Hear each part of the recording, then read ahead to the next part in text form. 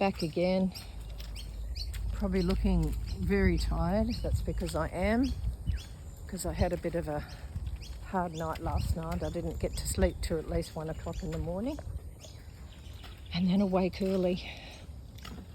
When I say early, probably 7. It's not enough sleep for me. I like 8 hours at least. I need it. I find I need it. So last night I went apeshit at Mum, my beautiful 93-year-old mother, who I find extremely annoying. And that's not to say she's in the wrong for being annoying. I own half of that, in that I get annoyed. I can be very intolerant and come on very strong.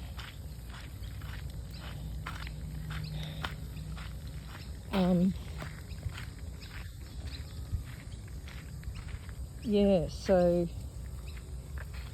I don't even remember what it was about, but I just lost it.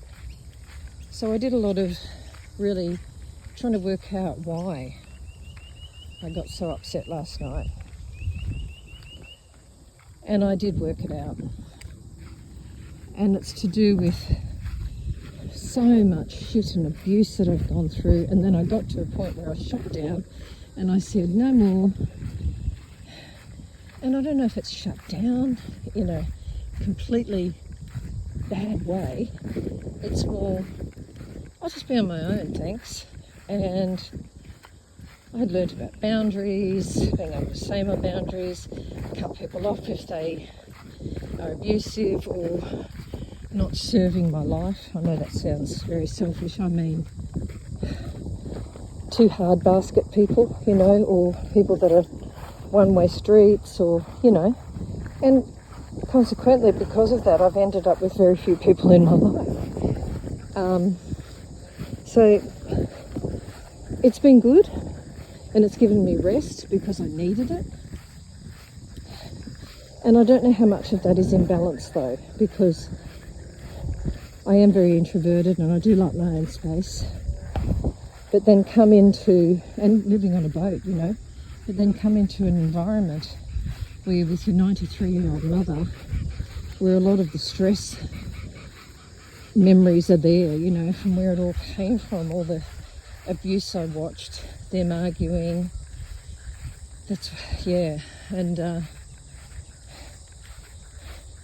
and then there's different personalities and how we've learnt to live, how we've learnt to survive.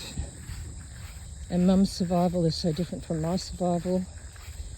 And I really love to get real and need to be able to communicate and talk about things where Mum likes to deny, seemingly, or run away from anything unpleasant. And so, I try and talk about something and she'll sit there and just smile and ignore me, literally. And I watched her do that with my dad, and I watched how antagonistic that was and how he would get so hurt. And then it would turn into anger, rage, resentment, all sorts of things because he felt shut out, I guess.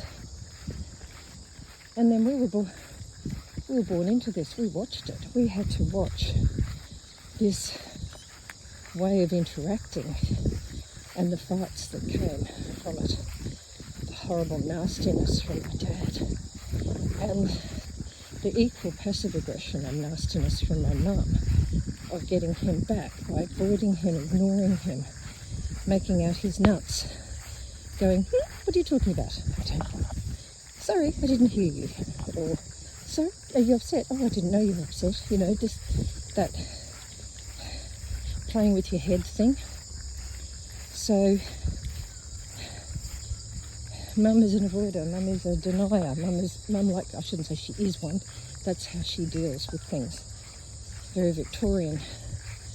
And my mentor says, she's not going to change, she's 93, so yeah, great, what do I do about that? How do I deal with it? I've shut down from people who piss me off and stress me, overload me. That's what it's more like. It's not just they piss me off. It's like, can't deal with it. Can't deal with, I've had so many abusive relationships and situations going right back that I find I can't deal with ignorance. See, that word that I'm saying, it's like I've become intolerant. Can't deal with ignorance, can't deal with, I just call it what it is. It's become, there's no icing on it anymore, you know? I've just gone from one extreme to the other, putting up with bullshit to have absolutely zero capacity to deal with shit anymore. And then living on my boat, reached the point of, wow, this is beautiful. No one can affect me. No one can bother me. I don't care. I can be out here for 3 days at a time. Don't see anyone. Used to look at the shore and think, so long, suckers. And then suddenly I'm thrust into this situation with the person that triggers all those memories of where it all came from, all the abuse and watching abuse. Oh, got a prickle. You know, and she's very dependent. Can't stand that. Like, that reminds me of when I was on my own as a single mum with kids. Mum, mummy. 23 with 2 babies, literally. 1 newborn and a 15-month-old. Single mum. Couldn't cope. Wanted them to stop arguing. I felt like I'd given birth to my parents.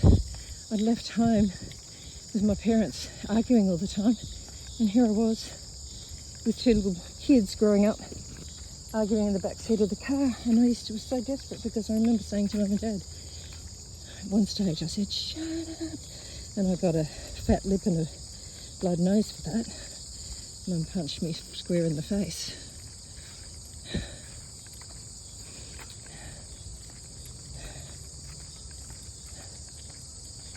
So of course there's a lot of background stuff, you know, real heated trauma and horrible. I was on my own, like I had 3 big sisters and they'd left home and I was just watching Mum and Dad argue every day. And I hated it. I thought I was born from hate. But the lack of peace, the trauma that it caused in the household, the nerves, what it did to probably my nervous system. Just always on high alert, not to mention how I was being treated. It was just so hard. And then going from that, you know, you tend to go from that to a relationship that's just as bad because you've got issues. And so I went from relationship to relationship, not knowing how to deal with life, not knowing how to cope with conflict, not knowing how to, not wanting conflict, but sometimes creating it, or not meaning to create it, but because I hated how Mum was a denier, denied things, and Dad was more real, I became very open and honest and vulnerable and would want to talk. And it would either get me in trouble, as in abused, or in one way or another. Because probably my approach wasn't real great, because my dad was open and honest and real, but in an abusive way. He didn't say things nicely. He didn't, neither of them did. Neither of them, they were very honest with their feelings towards, not, Mum wasn't honest with her feelings, but they were very, very forthright how they spoke to each other and to people, and that's all I saw. And I'm not trying to make excuses that because of this I ended up like this, but it's in analysing, I can see how my personality formed. My normal is just going blah, you know. So like, for instance, this morning I looked over and my dog was eating something gross, and I thought, oh, what's that?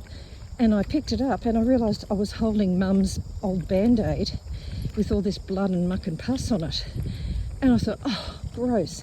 Now, if this was a once in a lifetime thing, but this, because she's in early stages of dementia, she's not the same as she used to be. She's not as, although she's always been a bit gross, like not washing her hands when she serves up food, or if you buy a chicken, she's putting her little claws in it.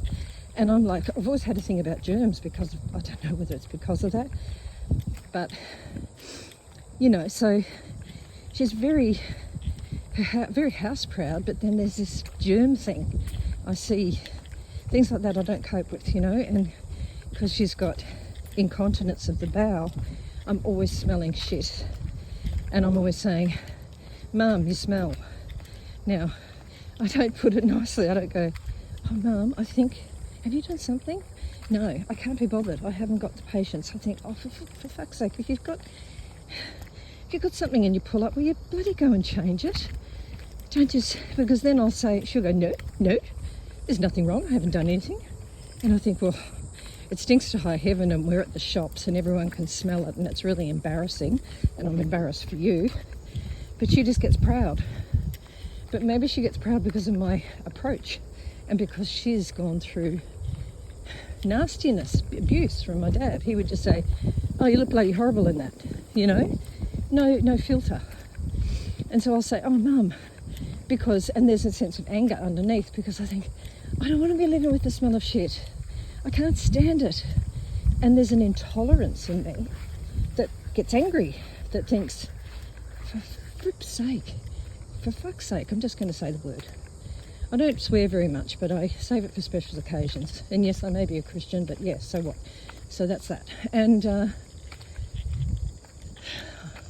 I'm not your ordinary one. I'm just myself. I'm real. I just have a faith. That's it. I have a faith in God. Anyway, I'm not going there. So I just feel this anger for some reason, because it's constant. You know what it is? Because she expects you to put up with it, and then she denies it. She'll go to the toilet, and it's so hard, and it's resenting the situation I'm in too. That's what it is.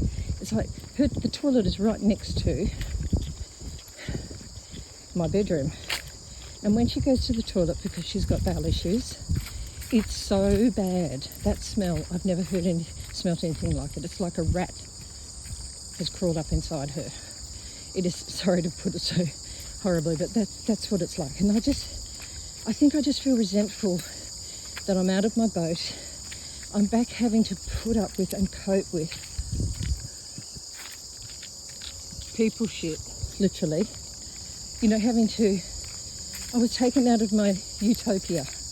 I was taken out of the beauty of my surroundings and the comfort and the lovely rocking of the boat and my freedom and all of that, to being in a room that doesn't feel very much like my space, right next door to the toilet, with no, fan in the toilet. So anyway, I prayed about this, thought about this, and came up with matches. Matches, you light a match, gets rid of the smell pretty quick. So I can deal with that. But yeah, going back to filling her pants and going, no. And she feels attacked, she denies. Her pride gets to her. And I guess it's pretty normal. Anyone would feel like that. They want their dignity, don't they? But the clash of what I'm going through in my own life, and the changes, and being off my boat because of the storm, having it up on a hard stand, not having anybody to work on it for me because the guy that was working on it nicked off, being on a very limited budget, hoping I can get it finished with what I've got, fear of spending it all because then I'll have nothing, all that stuff. It's just all in the background, So when someone's angry or annoyed or whatever, it's not always about you. It's about what's going on in their life. And the pressure of suddenly finding myself as mum's carer, when I would never have put my hand up for that job, that role. It's not like I've been a carer all my life too much. And I finally got to the point where I was caring for me. All I did was care. Very empathic. Everyone likes to say I'm an empath, but it's true. I'm extreme empath. That's what got me abused. And probably I became one because of what I went through. So I'm very sensitive to other people's pain and blah, blah, blah. And yet I can create the pain as well by being nasty or by being so brutally honest. You know, they say that sometimes people that are brutally honest enjoy the brutality more than the honesty. And I can attest to that because I guess the resentment of my life, it comes out sideways. And I don't intend to be like that. I don't try and be like that. It's just I haven't dealt with my issues and I'm working on it. But like, we're running out of time. Mum's 93. I don't want to have these meltdowns. So when yesterday, I spoke to her about something and she went, and smiled, literally smiled and looked at the TV. And I got in front of her. I said, are you listening to me? And she just looked past me. Oh my God. I just thought, you cow, what a disgusting thing to... Because I've heard her say, when people are being obstropolous or nasty or mean or whatever, she goes, just ignore them, that'll get to them. That's the best way to win. So I know why she does it. But anyway, we calmed down after I went nuts. And she said, I don't know I'm doing it. I don't realise I'm doing it. She said, Michelle, it's how I was raised. That whenever there's conflict, you just ignore. That's the only way, the best way. And I thought, and she said, but I'll try and change. And I said, no, Mum, you can't change. You're 93. I'm not expecting you to change. I wish you would change, but I'm not expecting, you know, it's just too impossible now. But I think the ultimate is when you can both accept each other as you are. So I guess if she sees the impact that has on me, I just keep thinking she enjoys that impact that she has on me. But I end up looking like the baddie because I lose my shit. So anyway, this morning, find this bloody Band-Aid in the dog's mouth, and it was gross. Honestly, it had blood on it, pussy looking, bit of skin. Oh, and she's chewing away. And I went, what's that? And I picked it up and went, oh, gross. Went and put it in the bin, then had to wash my hand. And I said, Mum, I said it was your Band-Aid. She goes, oh, oh, that little laugh, that little, yes. It's so invalidating. It's so dismissive. Because she could see in my voice that it bothered me. And I'm the one that has to pick up the pieces of these things all the time. I'm the one that when she goes into the toilet and she leaves the full pull-up on the floor and I'm going, and having to clean it up. You know, I just think, but it's nothing we can control because it's early stages of dementia as well. And I know it's increased, like she was never like this to this degree. But it's the effect that it's having on my life. So I'll go and take this Band-Aid in. I said, Mum, do you reckon you could make sure that you put it somewhere where the dog can't get it? But I only just took it off. That isn't the answer I wanted. Like, so what? I just said, could you make sure that when you take it off, you put it up somewhere high so the dog doesn't get it? But I've only just taken it off. And I said, Mum, it doesn't need to be this complicated. See, that's all I know how to communicate. If I feel upset about something, if I can just say, hey, do you mind doing this? And it's acknowledge, yeah, sorry, that was a bit hard on you. Because she's not the one that's going to pick it up because she can hardly walk. But I said, no, I need you to listen, please. Getting bossy now. And I said, I'm just saying, Mum, it doesn't need to be it doesn't need to be complicated. She's going, but. I said, Mum, this is how we come a gutser. It didn't need to turn into this. All I asked was a simple thing. She said, yes, but I didn't want you to think that I took it off yesterday and just left it there. You see? So here I was, it's a miscommunication. I'm thinking she's just arguing about it. And she's not arguing about it. She's feeling like I'm thinking she's gross because she's left it there for a whole day. And unless we'd communicated in the end, we wouldn't have known that. But do we have to go down that road? That's what I think. I just want it to be simple. The fact is, it doesn't matter when she took it off. Whether it was just then or a day ago, can you make sure you put it somewhere where the dogs can't get it? But it was her feeling of, she thinks I'm dirty. Well, I kind of do, but that's beside the point. And I understand it must be so undignified when you're going through dementia. You're losing your legs. You can't just quickly rush to the bin and put something in. And then you forget, you know. And she's feeling like she's losing who she was. She wants her dignity. She wants her pride, and I get that. But see, this is what I'm coming up against all the time. Her response, her feeling attacked. And I'm trying to work out how I can deal with that. Hello. How I can deal with that without it turning into something big. Like, why is that my responsibility? How can that be? Like, it just seems like there's a no-win situation because she's not going to change. I'm not going to change drastically. I'm always up for change, but why is it always my responsibility? Why am I always having to feel like I'm the one that has to change? But I guess we're the only ones that can. We can't force anyone else to, but that also reminds me of every relationship I've been in where I start going, where can I change? How am I dealing with this? You know, when you realise the person's an abusive a-hole, you start going, well, how am I contributing to this? Blah, blah, blah. And this time, it's like different but the same, because I've had that and learnt ways. Sorry about the wind, hang on.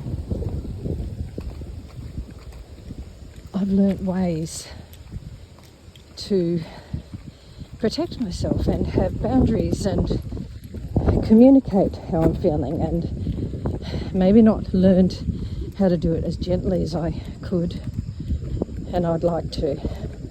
But I really do try to work on me, and I know I've got a way to go, and I know that I can come across as harsh, and I also know the reason why, and there's always reasons why, but the ultimate is to get to the point where those things can either be nurtured, understood, and we can grow.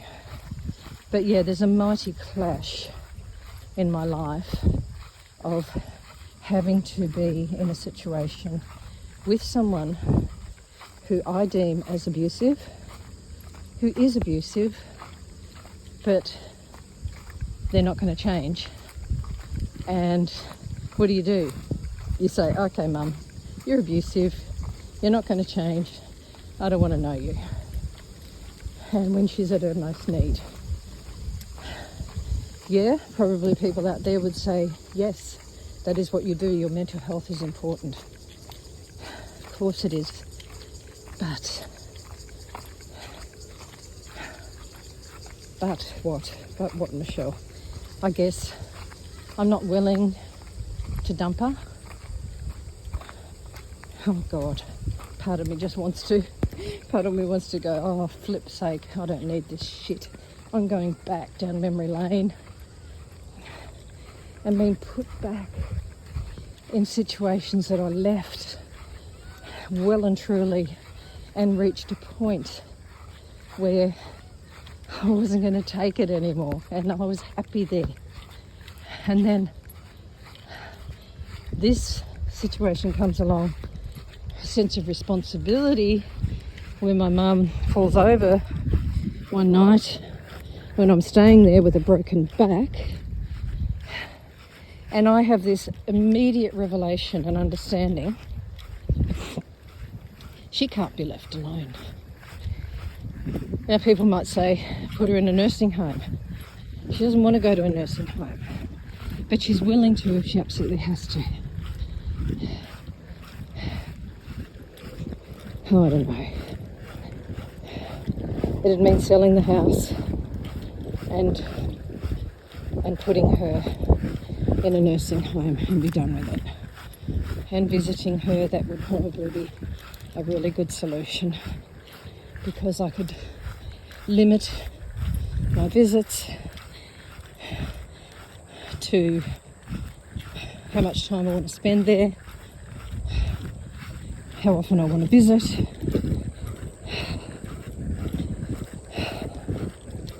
So I guess that's what it all boils down to, doesn't it? My own choice to go back down memory lane and feel the pain, feel the effects of my old life that created all this in the first place. And there's always a reason we stay, isn't there? There's always a reason we choose to look after someone else rather than ourselves. I don't know, maybe it will come to that. I need to realise what I can handle and what I can't. And I know I can't handle this. I know I can't. I know it's beyond me. I know it's like repeat. It's like going through more. And I'm not getting any better because of it. I'm not recovering. I'm not enjoying my life. I'm not happy. She wants me to herself. She wants me there with her all the time.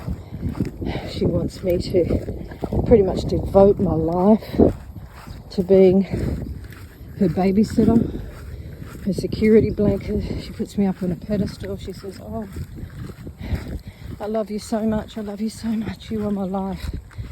And that sounds very nice, but there's something about it that just irks me. I think I don't want to be someone's life. I don't want to be someone's rock. I don't want to be someone's everything. I don't want to be looked at like that, because for flip's sake, I can't even be my own rock. You know? I can't even be there for myself like I need to, like I want to, like I have to, in order to cope. It's just too much. It really is too much. It's just always been too much. I've gone through too much. And it's like trying to extract even more juice out of the orange when it's just been spent. You know, it's like trying to squeeze out what I don't have to offer, what I haven't got in me anymore. Oh, Jesus. Haven't got it. Don't want to have it. I wanted a free life. I wanted my freedom. I wanted my joy. I wanted my happiness. I got it. I lost it. Yet again, the rug was taken out from underneath me. Despair, I tell you. Despair. Hatred, anger, all those feelings come up. Oh, total resentment. Frustration. Fear. Oh, trepidation. And just basically not knowing how to cope.